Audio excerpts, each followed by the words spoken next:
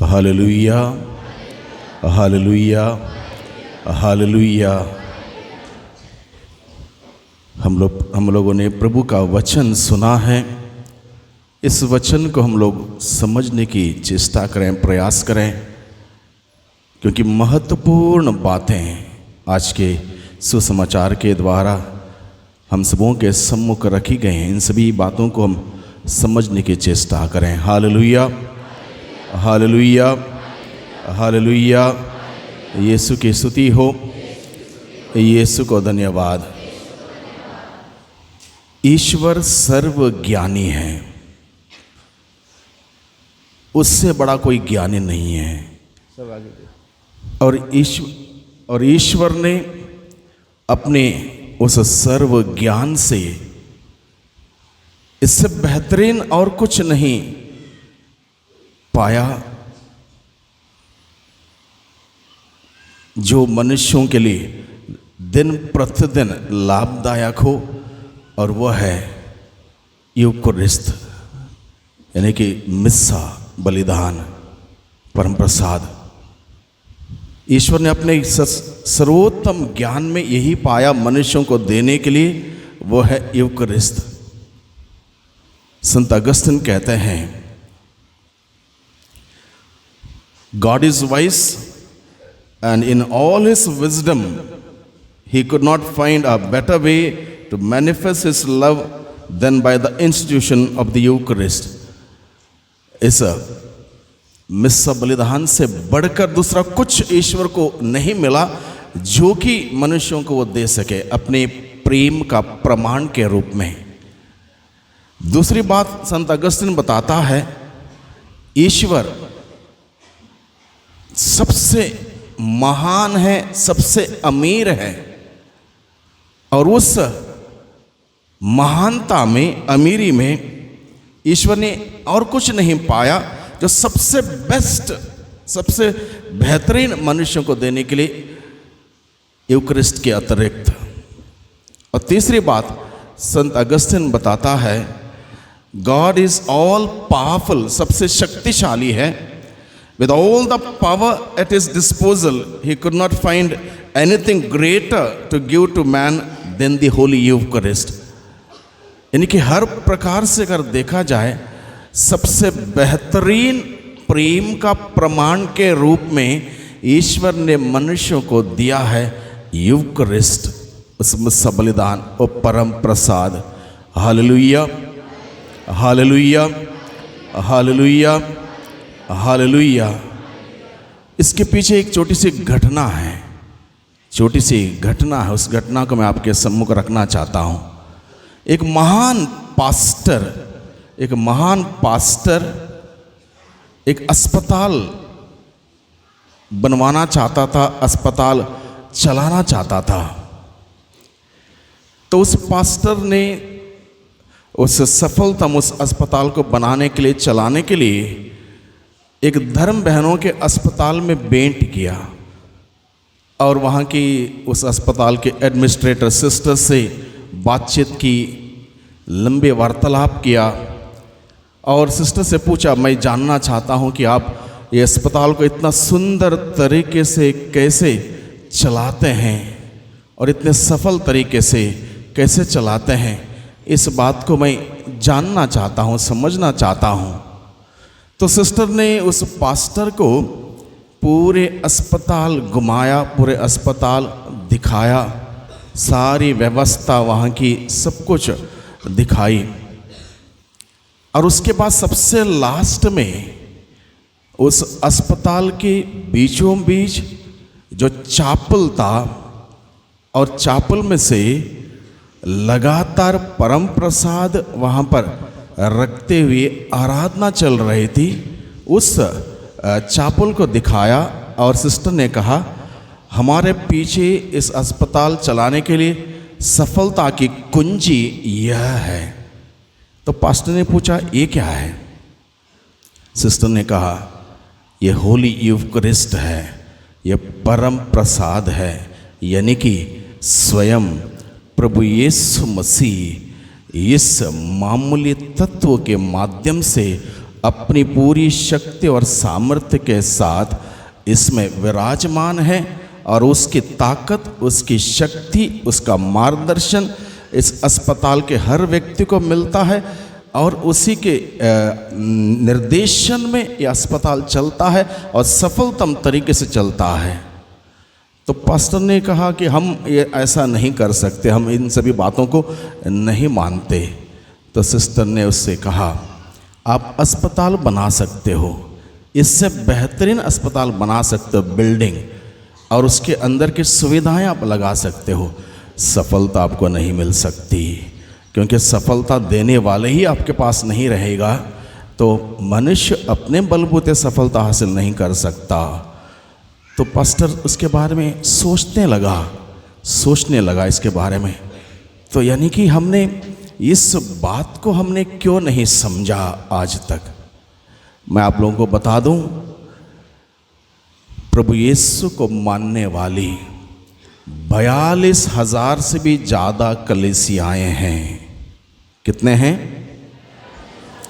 प्रभु यीशु को जानने वाली और मानने वाली पूरे दुनिया भर में 42,000 से भी ज़्यादा कलीसियाएं हैं।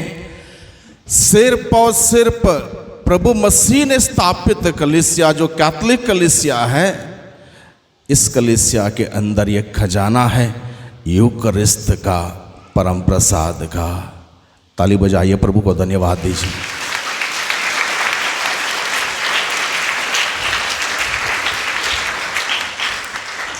हो सकता है हम और आप थोड़ा बहुत समझ गए होंगे मिस्सा बलिदान क्या है, परम प्रसाद क्या है, लेकिन इसकी महानता, इसकी गरिमा हम दिन प्रतिदिन समझते हैं, दिन प्रतिदिन समझने की चेष्टा करते हैं, प्रयास करते हैं। जैसे ही हम कहते हैं परम प्रसाद, Eucharist is the source and summit of Christian life, यानी कि ईसाई जीवन का मूल आधार है मिस्सा बलिदान। सारे संस्कार मिस्सा बलिदान के अंतर्गत दिए जाते हैं। ईसाई जीवन का मूल आधार है, विश्वास का मूल आधार है, आध्यात्मिकता का मूल आधार है मिस्सा बलिदान। धन्य है आप और हम, धन्य है आप और हम सभी इस यूकरिस्त में कम से कम हफ्ते में एक बार भाग ले सकते हैं, चाहें तो रोजाना भाग ले सकते हैं। ये खजाना प्रभु मसीह ने अपने सर्वोत्तम प्रेम के प्रमाण के रूप में हम सबों के सम्मुख रखा है। इसको हम लोग मनाएं, हर दिन मनाएं। अगर हर दिन संभव नहीं है, कम से कम इतवार के दिन निश्चित रूप से हम इस बलिदान में भाग लें और इसके द्वारा मिलने वाले आशीष हम इसकी कोई कल्पना नहीं कर सकते, कितनी आशीष हमें मिलेंगे। पहला बलिदान जब प्रभु मसीह ने चढ़ाया उस कलवारी पर, कितने बड़े बड़े चिन्ह चमत्कार हुए और हर मिस्सा बलिदान में वही बलिदान हम चढ़ाते हैं, वही बलिदान, साक्षात वही बलिदान हम लोग चढ़ाते हैं और हर बलिदान के माध्यम से प्रभु की अपार असीम अनंत आशीष हम सबों को मिलती है। Hallelujah, hallelujah, hallelujah. आज सुबह मुझे एक फ़ोन आया दिल्ली से। हमारी कैथोलिक कलीसिया की एक लड़की, अन्य मिशन से उनकी शादी हुई और वहाँ पर जीवन व्यतीत कर रहे हैं। तो आज उन्होंने ये बात कही मुझसे, कैथोलिक कलीसिया कितनी अच्छी है, हम पाप स्वीकार कर सकते हैं, जब भी हम गलती करते हैं पाप स्वीकार कर सकते हैं, जब भी हम निराश हो जाते हैं, टूट जाते हैं, परेशान हो जाते हैं, मिस्सा बलिदान में भाग लेते हुए परम प्रसाद ग्रहण कर सकते हैं। हमें यहाँ पर यह सुविधा नहीं है। मैं दुखी हूँ, जब से मेरी शादी हुई मैं इसलिए दुखी हूँ, हालांकि यहाँ पर दूसरी कोई कमी नहीं है, पैसे है, नौकरी है, घर है, बंगला है, गाड़ी है, सुविधा सब है, मुझे परम प्रसाद नहीं मिलता, मुझे पाप स्वीकार करने के लिए सुविधा नहीं मिलती।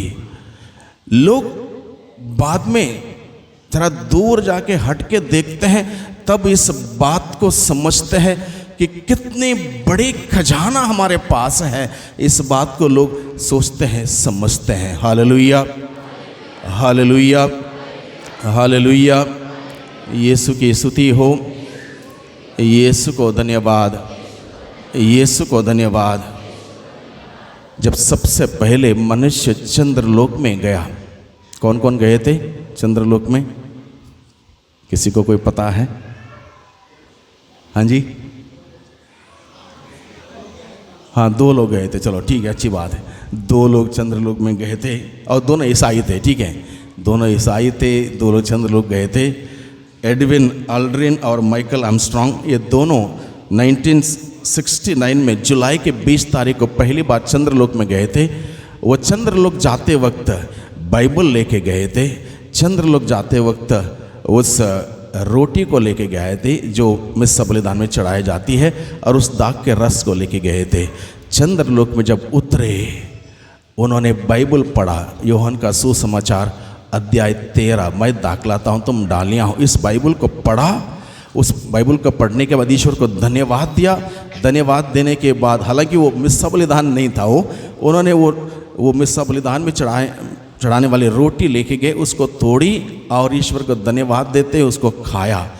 चंद्रलोक में भी सबसे पहले इस बात को याद किया गया, प्रभु मसीह ने हम सबों के लिए जो सर्वोत्तम भेंट, सर्वोत्तम उपहार, तोहफा हम सबों को दिया है इस धरती पर, उसको वहाँ पर भी उसको याद किया गया, स्मरण किया गया और ईश्वर को धन्यवाद दिया गया। Hallelujah, hallelujah, hallelujah, hallelujah.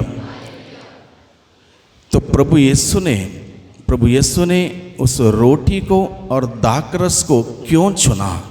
रोटी को और दाखरस को क्यों चुना?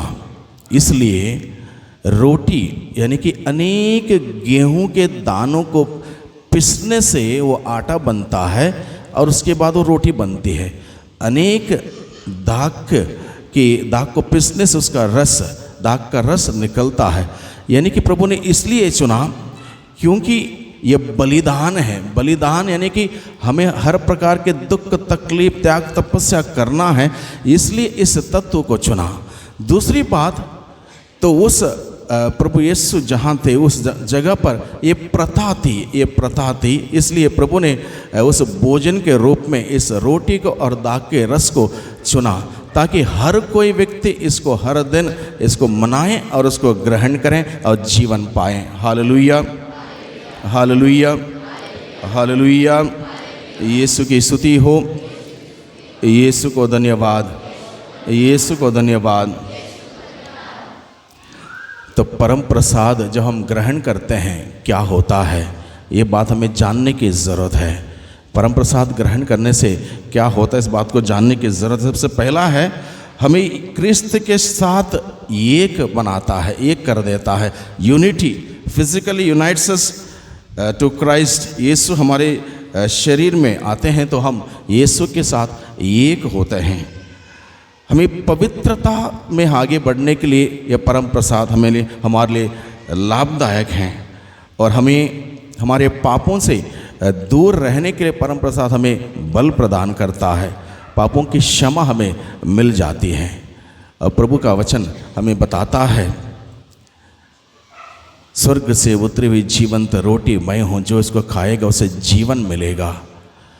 हर एक व्यक्ति जो इसको खाएगा, हर व्यक्ति के लिए जीवन नहीं मिलेगा। जिस प्रकार से शारीरिक भोजन हम लोग खाते हैं, शारीरिक भोजन शुद्ध, ताज़ा, अच्छा भोजन खाते हैं, तब जाके वो हमारे शरीर के लिए लाभदायक होता है।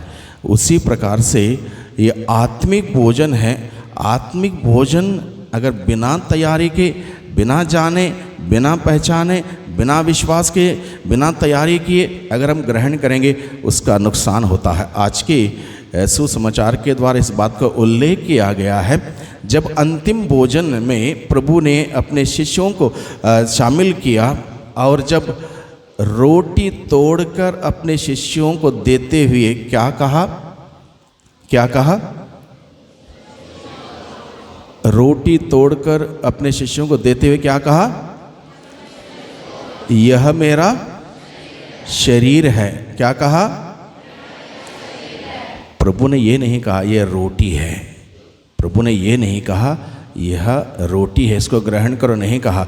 रोटी को तोड़ा, रोटी को तोड़कर अपने शिष्यों को देते हुए कहा यह मेरा शरीर है। क्या कहा? शिष्यों को प्रभु का शरीर दिखाई दे रहा था या रोटी दिखाई दे रही थी? रोटी दिखाई दे रही थी। एक तत्व, इस तत्व के माध्यम से प्रभु ने अपने शरीर को दिया और कहा यह मेरा शरीर है, इसे लो और खाओ। उसी प्रकार से प्रभु ने दाख का रस अपने शिष्यों को दिया और क्या कहा? यह मेरा रक्त है। प्रभु ने ये नहीं कहा यह दाख का रस है, इसको पियो, ये नहीं कहा। दाख के रस के माध्यम से प्रभु ने कहा यह मेरा रक्त है, इसको पियो, आध्यात्मिक पेय के रूप में।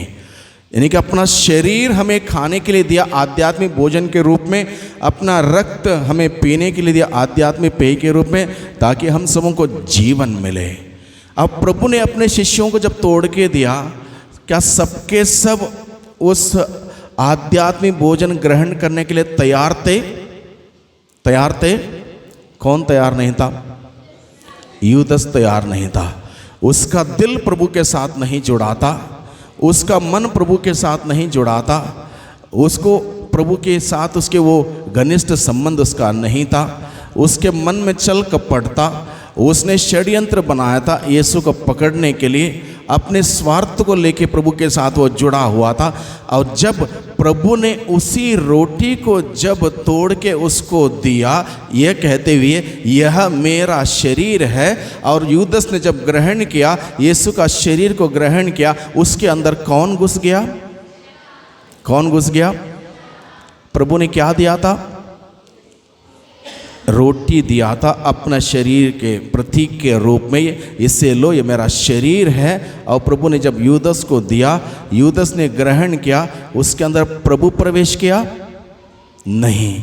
यानी कि प्रभु हमें हर मिस्सा बलिदान में इस बात को समझाता है, बताता है, सिखाता है कि इस प्रभु के शरीर और रक्त को ग्रहण करना हो तो मुझे उसको पहचानना है, उसमें विश्वास करना है।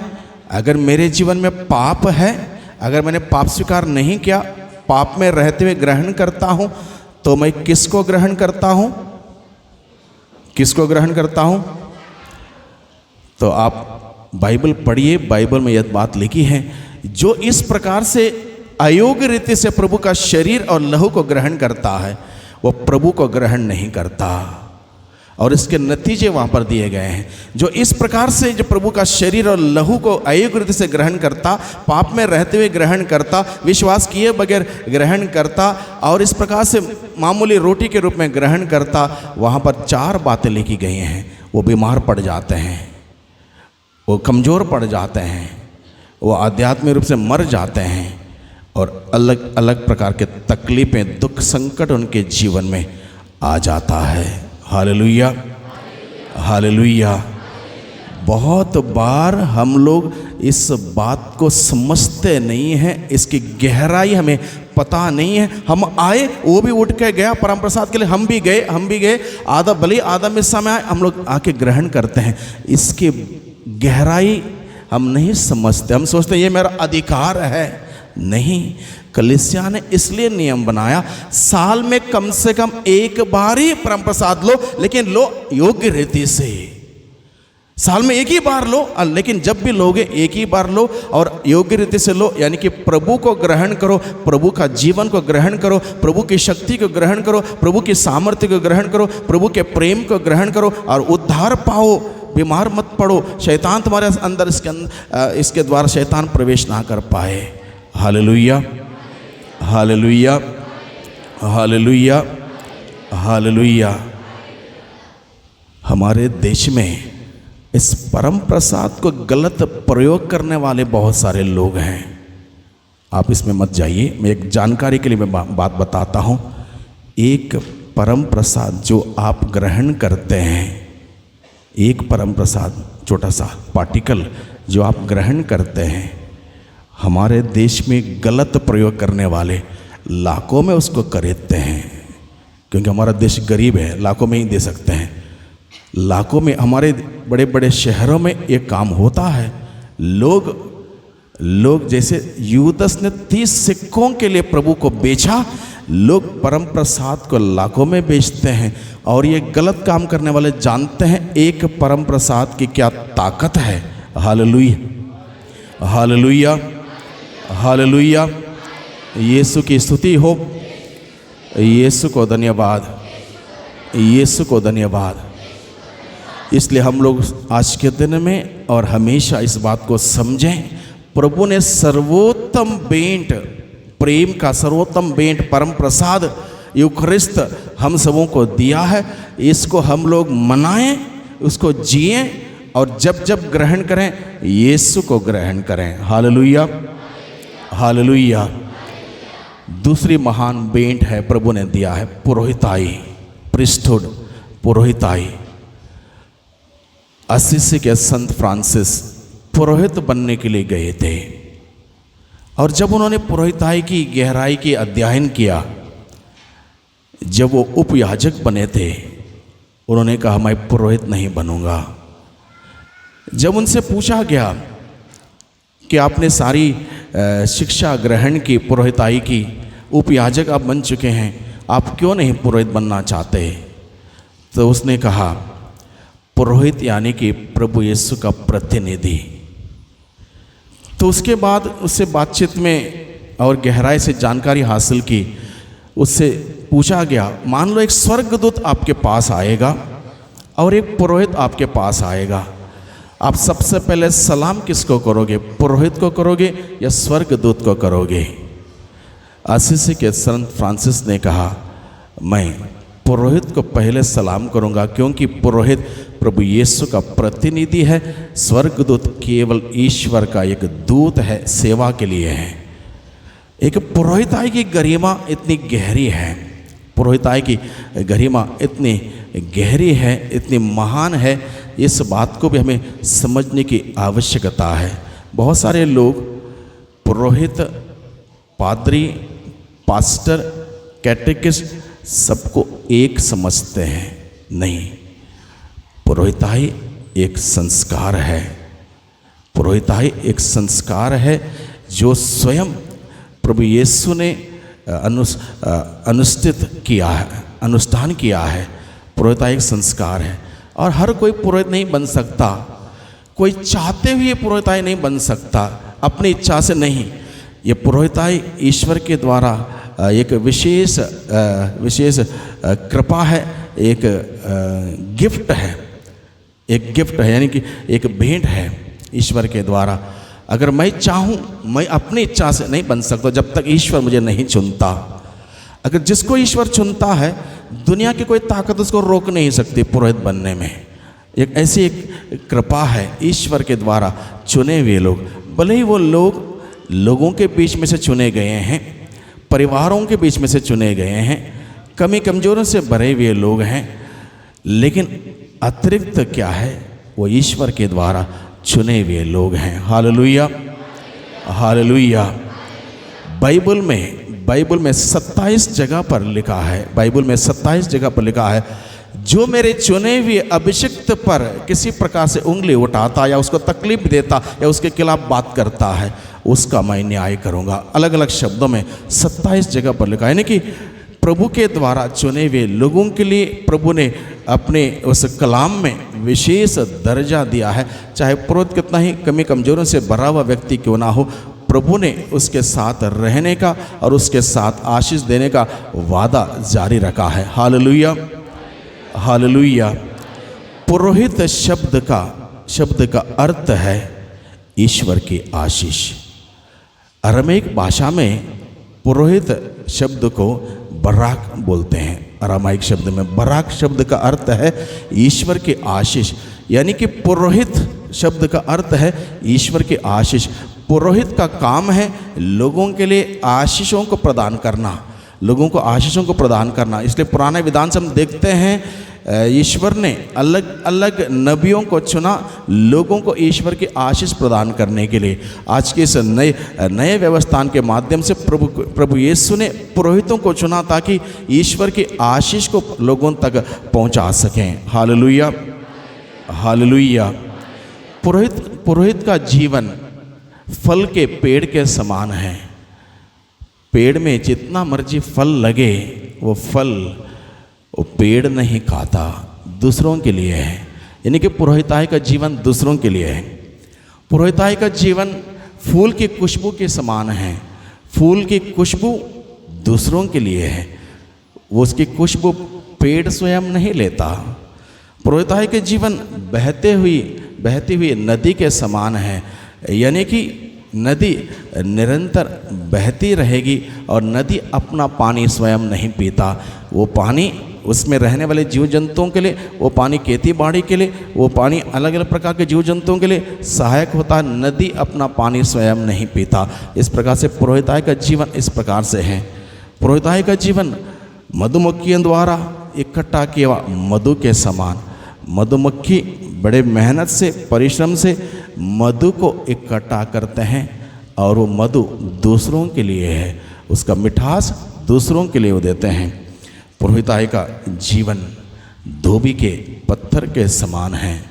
धोबी के पत्थर, चाहे वो धोबी किसी भी प्रकार के कितने भी गंदे कपड़े लेकर आए, उस पत्थर पर धोए, कपड़े साफ होंगे और पत्थर गंदा नहीं होगा। पत्थर साफ का साफ रहेगा, कपड़े भी साफ होंगे। इस प्रकार से पुरोहिताई का जीवन धोबी के पत्थर के समान है।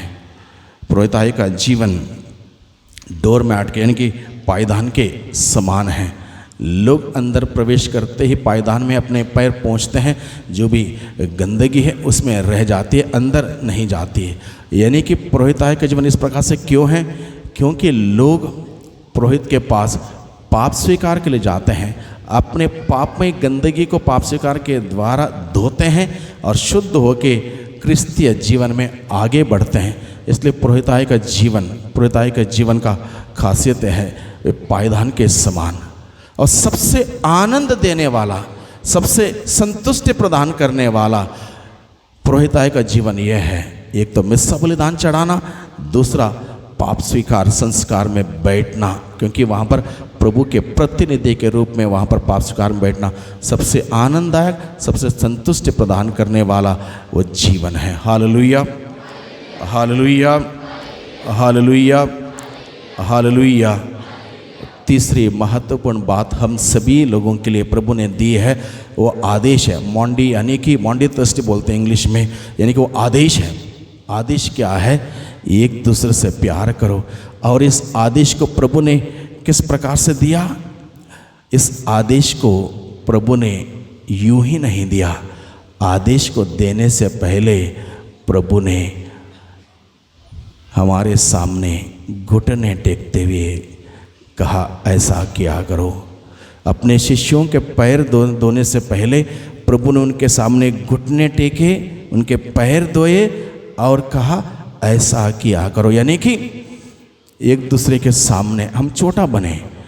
जहाँ बात आती बड़े बनने की, हम बड़े हैं, हम ऐसा नहीं कर सकते, हम वो नहीं, हम ये नहीं, बात बिगड़ जाती है। हम छोटा बने, प्रभु के समान एक दूसरे से प्यार करें, एक दूसरे को माफ़ करें, एक दूसरे की सेवा करें, और यही क्रिस्तीय जीवन है। इसी क्रिस्तीय जीवन को जीने के लिए प्रभु ने हम सबों को चुना है, हम सबों को बुलाया है। हम याद रखें, हम कैथोलिक कलीसिया के सदस्य हैं। सारे आशीषों के खजाने हम सबों को प्रभु ने दे रखे हैं। चाहे यूकरिस्त हो, चाहे पाप स्वीकार संस्कार हो, उस परम प्रसाद ग्रहण करना हो, चाहे पुरोहिताई का हो, प्रभु ने हम सबों को दे रखे हैं। प्रभु को धन्यवाद दें, इसकी महानता को समझें, इसको मनाएं, इसको जिएं।